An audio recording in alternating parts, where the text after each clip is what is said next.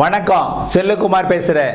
இது செல்வகுமாரின் மீனவர்களுக்கான ஆய்வறிக்கை. அதிகாரப்பூர்வ வானிலை அறிக்கைக்கு இந்திய வானிலை ஆராய்ச்சித்துறை அறிக்கையை பார்க்கவும். 2021 ஜூலை 23 வெள்ளிக்கிழமை காலை 6 மணி மீனவர்களுக்கான ஆய்வறிக்கை மற்றும் இலங்கைக்கான ஆய்வறிக்கை இணைப்பு பார்ப்போம். பாருங்கள். வங்கக்கடலோட வடக்கு பகுதியில் ஒடிசா மற்றும் மேற்கு வங்க கரையோரம் நீடித்துக் கொண்டிருக்கூடிய காற்றழுத்த தாழ்வு பகுதி மேற்கு காற்றை, அரபிக்கடல் காற்றை மன்னார் வளைகுடா வழியாக பாக்ஜலசந்தி வழியாக ஈர்த்தும், குமரிக்கடல் வழியாக மன்னார் வளைகுடா பாக்ஜலசந்தி வழியாக, அதாவது இப்படி குமரிக்கடல் வழியாக மன்னார் வளைகுடா வழியாக இப்படி ஈர்த்தும். அப்புறம் பாருங்க, பாலக்காட்டு கணவாய் வழியாக, இது தரைப்பகுதி விவசாயிகள் மற்றும் காற்றுப்படி அச்சப்படக்கூடிய வாழை விவசாயிகளும் தெரிஞ்சுக்கலாம். இது தூரங்குறிச்சி பாருங்க, பாலக்காடு, பொள்ளாச்சி மற்றும் தாராபுரம், அரவக்குறிச்சி, திருச்சிராப்பள்ளி, அப்புறம் பாருங்க தஞ்சாவூர் வழியாக நேற்று வந்து இன்னைக்கு கொஞ்சம் இங்கே வண்டாயிடும், இப்படி போயிடும் பாருங்கள், இப்படி போயிடும். நேற்றைக்கு இப்படி போனது, நேராக போனது. ஏன்னா இன்னைக்கு சிஸ்டம் உள்ளே போகுது, அதனால எப்படி போகும், கொஞ்சம் சாயம் இங்கே போய் கிராஸ் ஆகிடும். ஏன் இந்த கிராஸ் ஏன் வந்துச்சுன்னா, இங்கேருந்து காற்று போகுது இப்போ இன்னைக்கு இந்த இடத்துல. ஏன்னா இது விடாது, இது இங்கே வராதேன்னு இதை பிடிச்சி அங்கே தள்ளிடும். ஆக இது என்ன செய்யும், இது இங்கே போயிடும். இந்த இடத்துல காற்று அதிகமாக இருக்கும். இன்னைக்கு டெல்டாவோட தெற்கு பகுதிக்கும் காற்று, இங்கேயும் காற்று. டெல்டாவோட தெற்கு பகுதியில் குறிப்பாக வேதாரண்யம் தலைஞாயிறு பகுதி, அதுலேயும் குறிப்பாக தென்னடார், 4ஆம் சேத்தி, ஆயக்கராம்பலம் மற்றும் கோடியக்கரை முனைலாம் டாப். இன்றைக்கு காற்று அதிகமாக இருக்கும். பண்ணலாம், கடினல் வயல்லாம். அதே போல் இந்த பக்கம் பார்த்திங்கன்னா ராமேஸ்வரம், இங்கே வந்து கிட்டத்தட்ட ஒரு 45 50 கிலோமீட்டர் வேக காற்று மாலையில் வீசும். ராமேஸ்வரத்துலாம் 60 கிலோமீட்டர் வேக காற்று மாலையில் வீசும். அப்போது மன்னார் வளைகுடா இருக்குது பாருங்கள், இந்த மன்னார் வளைகுடா பகுதியில் 60 கிலோமீட்டர் வேக காற்று கண்டிப்பாக வீசும். இங்கே 50 கிலோமீட்டர்லேருந்து 55 வீசும் ராமேஸ்வரத்தில், இங்கே 60. குமரிக்கடலில் இங்கே நிச்சயமாக 50 கிலோமீட்டர் வேக காற்று குமரிக்கடலில் இருக்கும் வீசுகிற காற்று. ஆகையினால மீனவர்கள் கண்டிப்பாக இன்றைக்கு மன்னார் வளைகுடா, பாக்ஜலசந்தி பகுதி, ராமேஸ்வரம் கடற்பகுதி, இலங்கைக்கும் தமிழகத்திற்கும் இடைப்பட்ட கடற்பகுதிகளுக்கு இறங்க வேண்டாம். சாதாரண மீனவர்கள் கூட, பாய்மரகு கூட, அருகில் கூட இறங்க வேண்டாம்.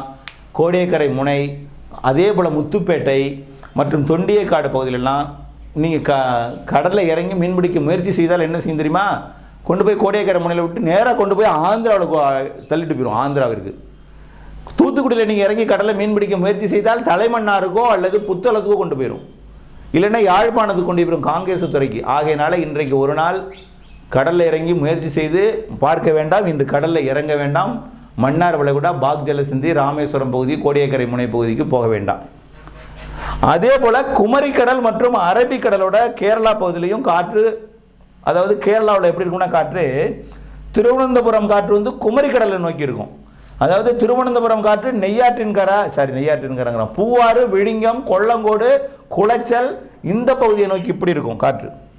அப்புறம் இந்த காற்று நேராக கிழக்கு நோக்கி திரும்பி அப்புறம் வடக்கு நோக்கி வடமேற்கு. ஏன்னா இது வந்து தரையில் மழை இருக்கிற காரணத்தினால இந்த மாதிரியான ஈர்ப்பு.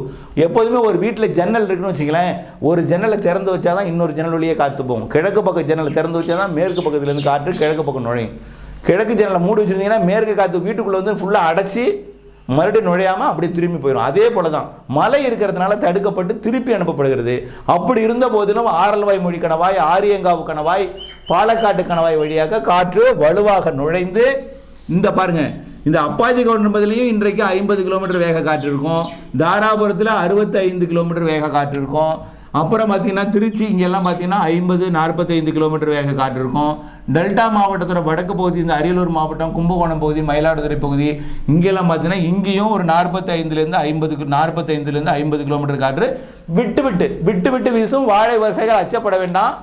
ஒரு பொருளை சாய்க்கும் காற்று நின்றுடும், நிமிர்ந்துடும். இப்படி அசைந்து விட்டு வீசிய காற்று. ஆகையினால பயப்பட வேண்டாம் வாழை விவசாயிகள். ஆகவே இப்படி விட்டு வீசும் காற்று தொடர்ந்து இருந்து கொண்டிருக்கும். இங்கே மட்டும் இல்லை, இப்படி மேற்கு தொடர்ச்சி மலையில் மோதி மழையை கொடுக்கும், வால்பாறையில் மோதி மழையை கொடுக்கும், தேனியில் நுழைஞ்சி மதுரை வரைக்கும் காற்று போகும். தென் மாவட்டங்கள் வழியாகவே இந்த அதாவது இந்த செங்கோட்டை வழியாக போகக்கூடிய காற்று செங்கோட்டை, எட்டயபுரம், விளாத்திக்குளம் வழியாக ராமநாதபுரம் கடலோரம் வழியாக இப்படி கோடியக்கரை முனைக்கு வரும். ஆரல்வாய் மொழி கணவாயில் ஆரல்வாய் மொழியிலேருந்து அப்படி பார்த்தீங்கன்னா தூத்துக்குடிக்கு வந்து அப்படியே இந்த பக்கத்துக்கு வரும். அதே போல் இந்த பக்கம் மைசூரில் நுழையக்கூடிய காற்று பார்த்தீங்கன்னா கிருஷ்ணகிரி, தருமபுரி, பெங்களூர் வழியாக, குப்பம் வழியாக, கோலார், தங்கவயல் வழியாக இப்படி பார்த்தீங்கன்னா திருப்பதி, அந்த நம்முடைய திருப்பத்தூர், வேலூர், ராணிப்பேட்டை, திருவள்ளூர் மாவட்ட வழியாக வங்கக்கடலுக்கு பயணிக்கும் காற்று. இது தரைப்பகுதி. இப்போ காற்று பற்றிய தமிழக மீனவர்களுக்கு எச்சரிக்கைன்னா, தமிழக கரையோரத்தில் ஆழ்கடலுக்கு கண்டிப்பாக செல்ல வேண்டாம். மன்னார் வளைகுடாவில் இறங்கவே வேண்டாம், அருகில் கூட இறங்க வேண்டாம். மன்னார் வளைகுடா, கோடியக்கரை முனை என்ன இன்றைக்கி காற்று வலுவாக இருக்கும், கடல் சீற்றமாக இருக்கும் கோடியக்கரை முனை எல்லாமே. அதே போல் அரபிக்கடல்லையும் ஓரிரு நாள் இறங்க வேண்டாம். ஓரிரு நாள் என்ன, இன்னொரு 15 நாட்களுக்கு அரபிக்கடல் கொஞ்சம் சவாலாக தான் இருக்கும். வடக்கு அரபிக்கடல், பாகிஸ்தான் ஒட்டிய பகுதி, குஜராத், மகாராஷ்டிரா ஒட்டிய பகுதியெல்லாம் கடும் சீற்றமாக இருக்கும். தொடர்ந்து வானிலையில் இணைந்திருங்க. அப்டேட் அறிந்து திட்டமிட்ட நீங்களுடைய கடல் தொழில் செய்யுங்கள். கடல் தொழிலில் போய் கடலில் இறங்கி லாபம் ஈட்டவில்லைன்னா கூட நஷ்டம் இல்லாமல் நாம் இருக்கணும்னா வானிலை அறிக்கை மிக முக்கியம். வானிலை, அரசு வானிலை அறிக்கை, நம்முடைய வானிலை அறிக்கை அனைத்தும் இணைந்திருந்து திட்டமிட்ட தொழில் செய்ய அன்போடு கேட்டுக்கொள்கிறேன். இலங்கை அடுத்தபடியாக இலங்கை அறிக்கையை பொறுத்த வரைக்கும் தொடர்ந்து வெப்பசலன மழைக்கு தடை தான். இலங்கையில் காற்று கொழும்புல ஏறி அப்படியே பார்த்தீங்கன்னா திரிகோணமலைக்கு வழியாகவும் வடக்கு அதாவது புத்தளம் வழியாக யாழ்ப்பாணம், காங்கேசன்துறை மற்றும் மன்னார் வளைகுடா, தலைமன்னார் வழியாக காற்று பயணித்து கொண்டிருக்கிற காரணத்தினால வெப்பசலன மழை தடை தான். பெரிய அளவில் காற்று வெப்பசலன மழைக்கு வாய்ப்பில்லை. தென்மேற்கு பருவமழையும் பெரிய அளவில் இல்லைன்னா கூட நேற்று போல் இன்றும் மழை பெறும். அந்த கண்டி வரைக்கும் திரிகோணமலைக்கெல்லாம் காற்று தான். அதாவது அனுராதபுரம், புத்தளத்துக்கு தெற்கே கொழும்பு சுற்று வட்டார பகுதியில் அங்கேருந்து உள்ளே கண்டி வரைக்கும் அனுராதபுரத்துக்கு தெற்க மட்டும்தான் வெப்பசலன மழைக்கு வாய்ப்பில்லை. தென்மேற்கு பருவமழை சாரல் மழையாக எட்டும். தொடர்ந்து சாரல் மழை தான்.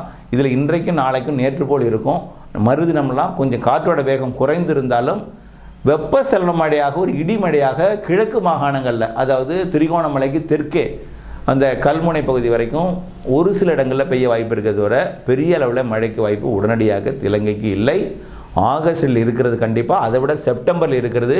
வடகிழக்கு பருவமழை மிக சிறப்பாக இருக்குது. நீங்கள் மழைநீர் சேகரிப்பு அமைப்பை முடிந்தால் அமையுங்கள். உங்களுடைய பொருளாதாரத்தை பொறுத்து இருக்கும் நீர்நிலைகளில் சேமிக்க பாருங்கள். அதுதான் நம்முடைய எதிர்காலத்துக்கு கை கொடுக்கும். தொடர்ந்து இணைந்திருங்கள். நாளை காலை சந்திப்போம். நன்றி.